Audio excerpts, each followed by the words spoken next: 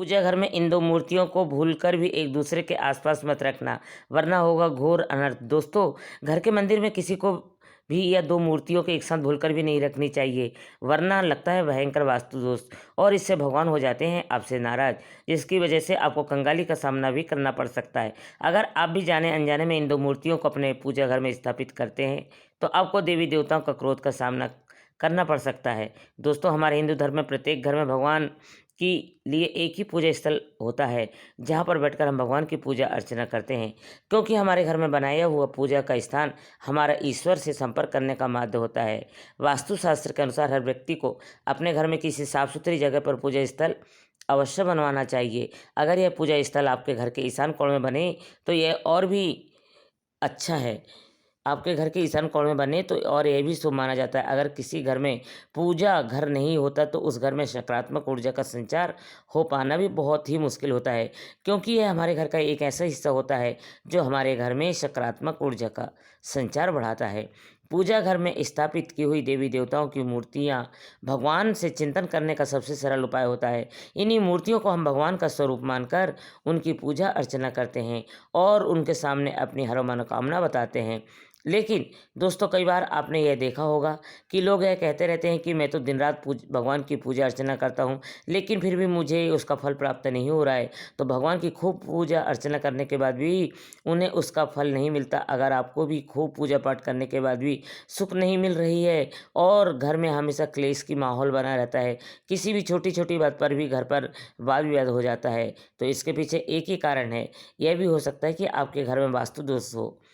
दोस्तों, वास्तुशास्त्र के अनुसार यह कहा जाता है कि घर में उत्पन्न होने वाले सभी अशुभ संकेत और नकारात्मक वातावरण का कारण मंदिर में रखी हुई भगवान की मूर्तियां भी हो सकती है। दोस्तों, आजकल सभी लोग बाजार से बिकने वाली मूर्तियों को देखते हैं और जो मूर्ति उन्हें देखने में सुंदर लगती है वह उसी को उठाकर लेकर अपने घर पर आ जाते हैं और उसे अपने पूजा घर में स्थापित कर देते हैं, जिससे कि कई बार हम कुछ ऐसी मूर्तियों को लाकर एक साथ अपने मंदिर में स्थापित कर देते हैं जिनका एक साथ मंदिर में होना बिल्कुल भी शुभ नहीं माना होता।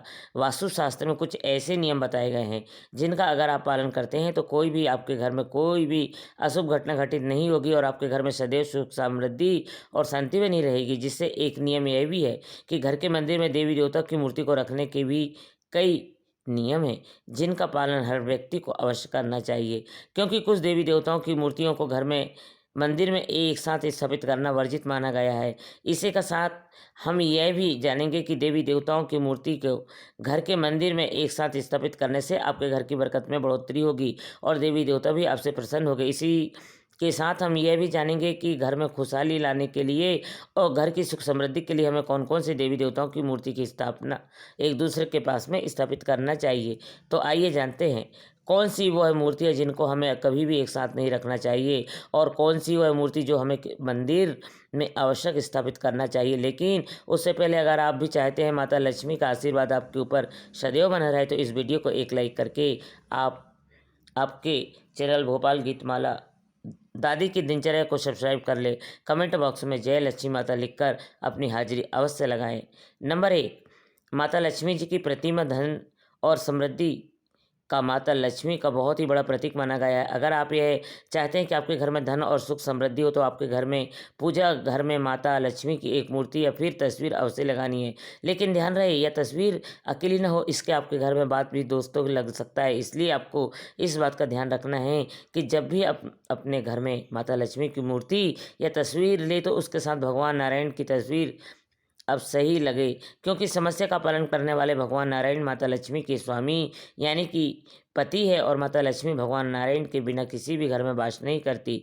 इसलिए अगर आप यह चाहते हैं कि माता लक्ष्मी सदैव आपसे प्रसन्न रहे तो उनके लिए सदैव माता लक्ष्मी से पहले भगवान नारायण की पूजा करनी चाहिए। ऐसा करने से आपके घर में सदैव संपन्नता और वैभव बना रहेगा।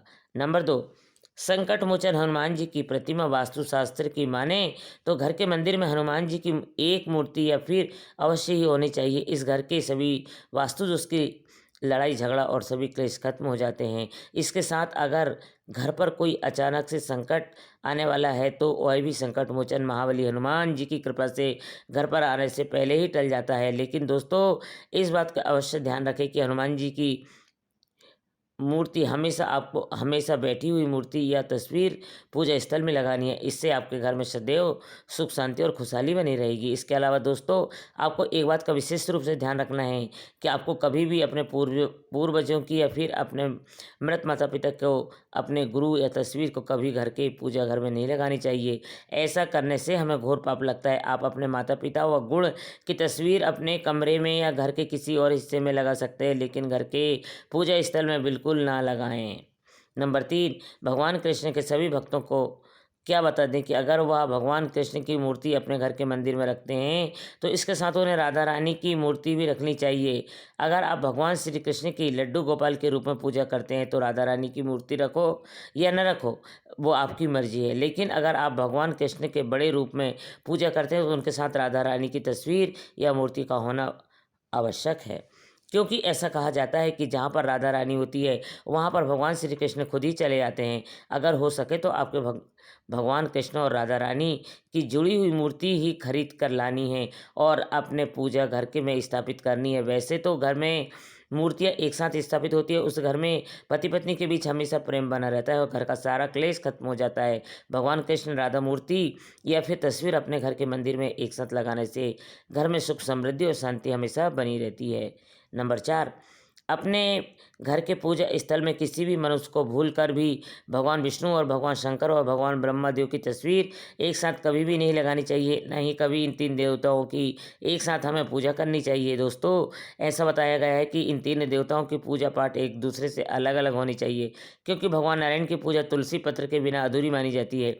इसलिए आप पूजा कर रहे हैं तो अपनी पूजा में तुलसी का उपयोग ज़रूर करें, और पता नहीं रखा है तो यह पूजा पूरी नहीं होगी। और वह अगर इससे अलग देखा जाए तो भगवान भोलेनाथ पर भी कभी भी तुलसी का पत्ता भूलकर भी नहीं चढ़ाया जाता है। शास्त्रों के अनुसार ऐसा बताया गया है कि ब्रह्मदेव की पूजा करना भी वर्जित होता है। दोस्तों, आपने भी यह जरूर देखा होगा कि कभी भी किसी घर में ब्रह्मदेव की पूजा नहीं होती। इसलिए अगर आपके घर में भी देवताओं की एक साथ प्रतिमा रखी हो तो आप अपने घर से तुरंत इनको अलग रख सकते हैं। अपने आप इन तीन देवताओं की तस्वीर एक साथ अपने घर में लगा रखिए तो उसके ऊपर भारी संकट भी आ सकता है। दोस्तों, यह तमाम जानकारी जनरुचि ध्यान में रख कर दी जा रही है। इस वीडियो का उपदेश किसी भी भावना को ठेस पहुंचाना नहीं है। इस संदर्भ में हम किसी भी प्रकार का कोई दावा नहीं करते। और आज की ये जानकारी पसंद आई हो तो इस वीडियो को एक लाइक करके अपने चैनल पर सब्सक्राइब कर लें और बेल नोटिफिकेशन का